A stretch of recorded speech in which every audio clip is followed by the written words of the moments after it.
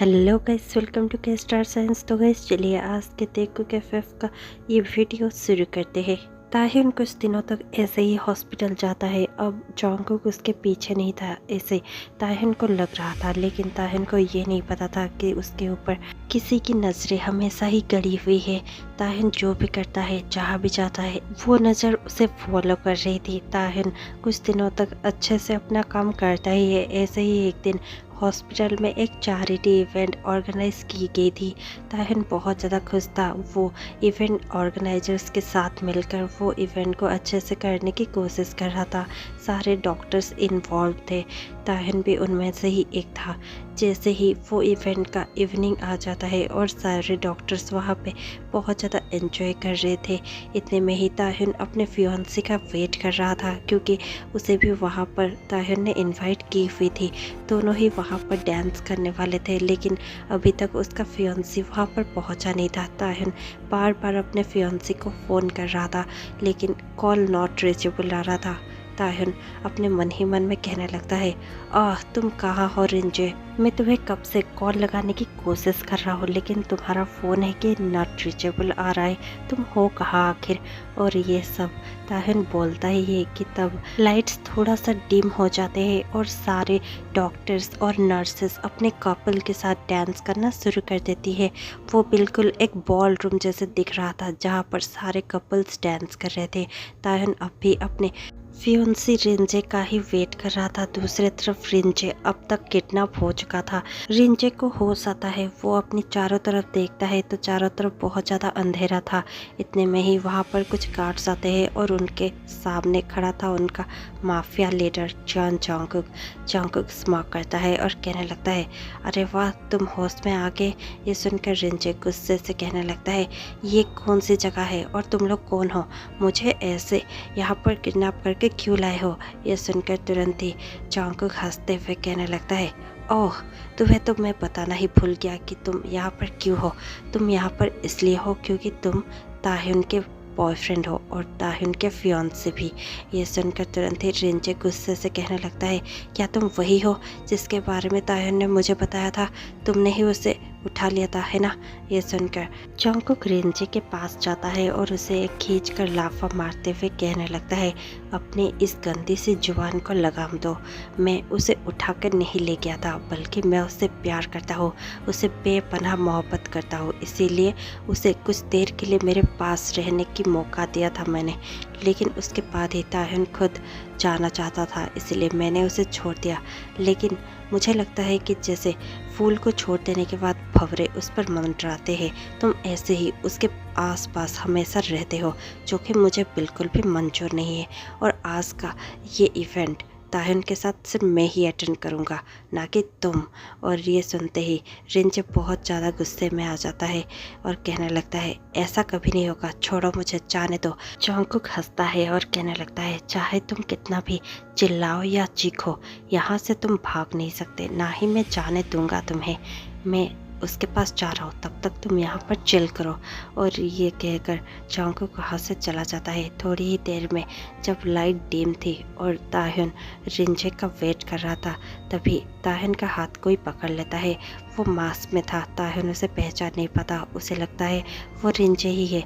इसलिए ताहिन खुशी खुशी उसके साथ डांस करने लगता है, पर वो रिंजे नहीं बल्कि जॉन जॉन्गकुक था। जॉन्गकुक ताहिन के साथ बहुत अच्छे से डांस कर रहा था। दोनों ही एक दूसरे के बहुत ज़्यादा क्लोज थे। जॉन्गकुक ताहिन के साथ डांस करते करते ताहिन को एक कॉर्नर पर लेकर चला जाता है, जहाँ पर जॉन्गकुक ताहिन को देखते ही देखते किस करने ही वाला था कि ताहिन जॉन्गकुक का मास्क हटा देता है। और जॉन्गकुक को देखते ही ताहिन बहुत ही ज़्यादा हैरान हो जाता है और शौक होते हुए कहने लगता है, तुम यहाँ पर क्या कर रहे हो? जॉन्गकुक कहने लगता है, क्यों, तुम इतना ज़्यादा शौक क्यों हो बेबी बॉय? मैं तो तब से तुम्हारे साथ इतना प्यार से डांस कर रहा था, क्या तुम्हें मज़ा नहीं आया? ये सुनकर ताहिन कहने लगता है, मुझे पहले ही समझ जाना चाहिए कि ये तुम थे। रिंजे कहाँ है? तुमने रिंजे को कुछ किया तो नहीं? कहाँ है, मुझे अभी रिंजे से मिलना है। ये सुनकर तुरंत ही जॉन्गकुक थोड़ा सा स्माइल करता है और जॉन्गकुक ताहन को निहारते हुए कहने लगता है, तुम बहुत ज़्यादा खूबसूरत दिख रहे हो आज, वेरी हैंडसम। ये सुनकर ताहन कहने लगता है, ये सब बकवास बातों के लिए मेरे पास टाइम नहीं है। अब बोलो रिंजे कहाँ है, अगर उसे कुछ भी हुआ तो फिर मैं खुद की जान खुद ले लूँगा और कभी तुम्हें मैं नहीं मिलूँगा।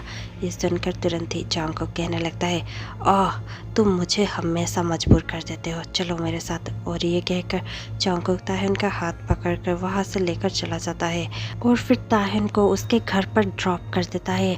ताहन जैसे ही गाड़ी से उतरता है वो कहने लगता है, ये तो मेरा ही घर है, मैं तुम्हें रिंजे के पास ले जाने के लिए कह रहा था, तुम यहाँ पर मुझे क्यों ले आए, क्या रिंजे यहाँ पर है। जॉन्गकुक स्माइल करता है और कहने लगता है, घर जाकर देखो, अगर हुआ तो ठीक है, नहीं हुआ तो शायद और कभी नहीं मिलेगा। ये सुनकर ताहन बहुत ज़्यादा घबरा जाता है और भागते हुए घर के अंदर जाता है। रिंजे तब तक घर पहुंच चुका था, वो ताहन के घर के सोफे पर ही बैठा हुआ था। ताहन बहुत ज़्यादा घबरा जाता है और रिंजे भी ताहन को देखता है और तुरंत दौड़ कर आकर ताहन को हक कर लेता है। ताहन कहने लगता है, रिंजे क्या तुम ठीक हो। रिंजे कहने लगता है, हमें जल्द से जल्द शादी कर लेनी होगी, वरना वो हम दोनों को कभी एक होने नहीं देगा। ये सुनते ही ताहन कहने लगता है, तो फिर क्यों ना हम कल की कल ही शादी कर ले। मुझे पता है हम ज़्यादा बड़ा वेडिंग नहीं कर सकते, लेकिन हम चर्च जाकर शादी कर ही सकते हैं। ये सुनकर रिंजे बहुत ज़्यादा स्माइल करता है और कहने लगता है, यस हम वो कर सकते हैं डार्लिंग। और ये कहकर रिंजे ताहन के फोरहेड पर किस करता है और दोनों हक करते हैं। जैसे ही नेक्स्ट डे होता है, रिंजे और ताहन चर्च पे होते हैं और उनके सामने फादर खड़े होते हैं जो कि उन्हें सब कुछ शादी के बारे में समझा रहे होते हैं। बस ताहन यस फादर कहने ही वाला था कि इतने में ही वहाँ पर जॉन्गकुक और उसके पूरे गैंग की एंट्री हो जाती है, जहाँ पर जॉन्गकुक हवा में फायर करते करते एंटर करता है। ताहन और रिंजे दोनों ही डर जाते हैं। वो देखते ही देखते ताहन के पास आ खड़ा होता है। रिंजे ताहन को साइड करते हुए ताहन के सामने आ जाता है। जॉन्गकुक उसके सामने गन को दाने हुए कहने लगता है, हट जाओ रास्ते से, मैं ऐसे ही किसी की जान लेना नहीं चाहता, और वो भी तुम्हारी, क्योंकि ताहन के लिए तुम्हारी जान की कीमत बहुत ज़्यादा है। मैं उसे दुखी करना नहीं चाहता, इसीलिए अब तक तुम बचे हुए हो, इसीलिए अगर आगे भी ऐसे ही बचकर रहना चाहते हो तो फिर साइड हो जाओ। ये सुनकर तुरंत ही रिंजे गुस्से में आ जाता है और कहने लगता है, ताहन मेरा है, बस मेरा, इसीलिए अगर तुम ताहन को पाना चाहते हो तो फिर तुम्हें मेरे लाश के ऊपर से गुजरना होगा। ये सुनकर तुरंत ही जॉन्गकुक कुछ भी नहीं सोचता और वहीं पर रिंजे को गोली मार देता है। रिंजे को गोली सीने पे लगती है। रिंजे कुछ कह पाता इससे पहले ही गिर पड़ता है। जॉन्गकुक कहने लगता है, मुझे ताहन के पास से गुजरती हुई हवा से भी नफरत है, और तुम ताहन को पाना चाहते हो, ऐसा कभी होने नहीं दूंगा मैं। और ये कहकर जॉन्गकुक बस मॉक कर ही रहा था कि ताहन बहुत ज़्यादा गुस्से में आ जाता है और कहने लगता है, ये तुमने क्या किया, तुमने रिंजे को मार डाला। और ये कहकर वो रिंजे को उठाने लगता है। इतने में ही वो देखता है कि रिंजे अब तक मर चुका था। ताहन बहुत ज़्यादा गुस्से में था, लेकिन जॉन्गकुक किसी की बात नहीं सुनता। वो तुरंत ही ताहन का हाथ पकड़ता है और फादर को देखते हुए कहने लगता है, हम दोनों की शादी के लिए आप जो भी मंत्र पढ़ना है जल्दी पढ़िए और हम दोनों की शादी करवा दीजिए, वरना आपका भी हसर इसके जैसे होगा। वो रिंजे को पॉइंट करते हुए कहता है। फादर बहुत ज़्यादा डर गए थे। वो तुरंत ही वो सब पढ़ने लगते हैं और फिर पूछने लगते हैं, क्या आप दोनों एक दूसरे को हस्बैंड्स मानते हैं। और ये सुनकर तुरंत ही स्माइल करते हुए और ताहन को देखते हुए जॉन्ग को कहने लगता है, यस फादर। और इतने में ही फादर फिर से ताहन को भी सेम सवाल पूछते हैं। ताहन बहुत ज़्यादा गुस्से में था और कुछ कह नहीं रहा था। इतने में ही जॉन्ग अपना गन फिर से फादर की ओर करता है और उन्हें पॉइंट करते हुए कहने लगता है, ताहन क्या तुम चाहते हो कि यहाँ पर एक और बॉडी गिर जाए। ये सुनकर ताहन बहुत ज़्यादा खौफ में कहने लगता है, नहीं मैं नहीं चाहता, ओके मैं कहता हूँ यस फादर। और ये सुनकर तुरंत ही फादर कहने लगते हैं, आप दोनों की शादी कंप्लीट हो गई है। ये सुनकर दोनों ही बहुत ज़्यादा गुस्से से एक दूसरे को देखते हैं, लेकिन जॉन्ग को कहीं ना कहीं बहुत ज़्यादा ही खुश था। जॉन्ग को देखते ही देखते ताहन को वहाँ से उठा लेता है और उठाकर तुरंत ही घर ले आता है। अब ताह्युन एक रूम में था और बहुत ज़ोरों से रो रहा था। तभी उस रूम में जॉन्गकुक की एंट्री होती है। जॉन्गकुक जैसे ही उस रूम में एंटर करता है वो ताह्युन को रोता हुआ देखता है। वो बहुत ज़्यादा गुस्से में आ जाता है और तुरंत ही ताह्युन के पास जाकर कहने लगता है, तुम इतना ज़्यादा रो क्यों रहे हो? रोना बंद करो। अगर तुम रोना बंद नहीं करोगे तो यहाँ पर एक एक लाशें बिछ जाएगी। मैं बोल रहा हूँ, मुझे तुम्हें रोते हुए देखना बिल्कुल पसंद नहीं है। ये सुनकर ताह्युन गुस्से से रोते हुए बिलखते हुए कहने लगता है, अगर तुम्हें मुझे रोते हुए नहीं देखना था तो फिर तुमने मेरे फियांसी को और उस फादर को भी मारने की धमकी क्यों दी? तुमने ये सब क्यों किया? ये सुनकर तुरंत ही जॉन्ग को कहने लगता है, तुम्हें लगता है कि तुम्हारा फियांसी तुम्हारे लिए ठीक था? ये सुनकर ताह्युन कहने लगता है, हाँ वो मेरे लिए परफेक्ट था। हम दोनों शादी करने ही वाले थे। तुम कहाँ से बीच में आ गए? ये सुनकर जॉन्गकुक बहुत ज़ोर ज़ोर से हंसने लगता है, लेकिन फिर उसके फेस की एक्सप्रेशन चेंज हो जाती है बिल्कुल एक साइकोपाथ की तरह, और वो कहने लगता है, तुम्हें ये गलतफहमी है, वो तुम्हारे लिए बिल्कुल भी अच्छा नहीं था। ये देखो सबूत। और ये कहते हुए जॉन्गकुक बहुत सारे पिक्चर्स उसके सामने फेंक देता है जिस पर रिंजे अलग अलग लड़कियों के साथ सोया हुआ था। ताह्युन सारे पिक्चर्स को उठाता है और एक एक करके देखने लगता है और फिर रोते हुए चिल्लाते हुए कहने लगता है, ये सब झूठ है, तुम झूठ कह रहे हो। जॉन्गकुक ताह्युन के शोल्डर को बहुत ज़्यादा टाइटली पकड़ लेता है और ताह्युन के फेस के बहुत ज़्यादा करीब जाते हुए कहने लगता है, ये सब सच है, चाहे तुम मानो या ना मानो। तुम्हें सिर्फ सच्चा प्यार एक ही इंसान कर सकता है और वो है मैं, और कोई भी नहीं, समझे तुम? और ये कहकर वो ताह्युन को पुश करता हुआ वहाँ से चला जाता है। ताह्युन को बहुत ज़्यादा गुस्सा भी आ रहा था, लेकिन उसके साथ साथ उसका दिल टूट चुका था। उसे ये एहसास हो चुका था कि शायद दुनिया में कोई ऐसा नहीं है जो कि उससे बहुत ज़्यादा प्यार कर सके। वो हमेशा से अनफॉर्चुनेट था और अनफॉर्चुनेट ही शायद रह जाएगा। ये सब सोच कर ताह्युन रोता है और फिर चुप होकर सो जाता है। नेक्स्ट डे ताह्युन फिर से अपना रूटीन दोहराता है। वो फिर से ऐसे ही नहा धोकर और ब्रेकफास्ट करते हुए अपने हॉस्पिटल चला जाता है। थोड़े दिन बाद सब कुछ अब नॉर्मल हो चुकी थी। ताह्युन जॉन्गकुक के घर में रह रहा था आज हिज वेडेड हस्बैंड, लेकिन उन दोनों में हस्बैंड जैसा कुछ भी नहीं था। ताह्युन हमेशा अपना ड्यूटी पे चला जाता था और शाम को आकर फिर से खा पी कर सो जाता था। जॉन्गकुक भी उसके ऊपर नज़र ताने हुए था, लेकिन वो कभी भी ताह्युन के बिना मर्जी के उसे टच तक नहीं कर रहा था। एक दिन ऐसे ही ताह्युन बहुत ज़्यादा थका थका सा घर को लौटता है, लेकिन तभी वो देखता है कि जॉन्गकुक के हाथों पे चोट लगी है। ताह्युन दौड़ कर आता है और कहने लगता है, ये सब क्या हुआ?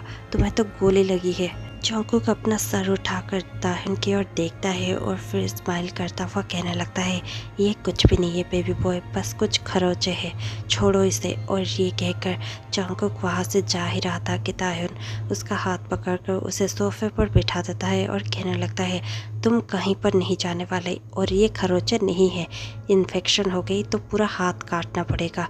तुम्हें पता भी है कि ये कितना ज़्यादा डेंजरस हो सकता है। और ये कहकर ताह्युन वहाँ से उठता है और भागकर जाकर मेड बॉक्स लेकर आ जाता है।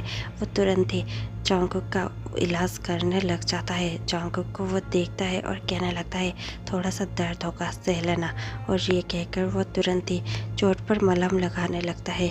जॉन्गकुक बस ताह्युन को ही देख रहा था और इतने में ही ताह्युन पूछने लगता है, ये सब कैसे हुआ? क्या तुम फिर से किसी से लड़ कर आए हो? हाँ, क्लासिक माफिया थिंग्स है ना? ये कहकर ताह्युन चुपचाप मेड बॉक्स लेकर वहाँ से चला जाता है। जॉन्गकुक उसे कुछ भी नहीं कहता। ताह्युन नेक्स्ट डे ही जॉन्गकुक के मेन गार्ड्स को पूछने लगता है और कहने लगता है, ये सब कैसे हुआ? मैं जानना चाहता हूँ, सब कुछ बताओ।